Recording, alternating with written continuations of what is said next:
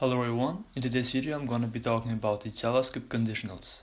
The JavaScript conditionals are very popular and also known as the if statements or conditional statements. But before we jump deeper into this, I will explain briefly the definition of them.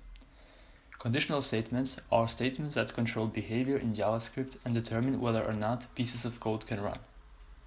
There are multiple different types of conditionals in JavaScript, including if statements, where if a condition is true, it is used to specify execution for a block of code, else statements, where if the same condition is false, it specifies the execution for the block of code, and else if statements. This specifies a new test if the first condition is false. So let's take a look at the first type, which is the if statement. Here we have only one condition which decides whether the code inside the curly brackets can run.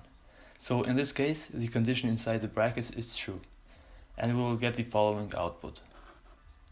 In the second type, we can extend the if statement with an else statement, which adds another block to run when the if conditional doesn't pass.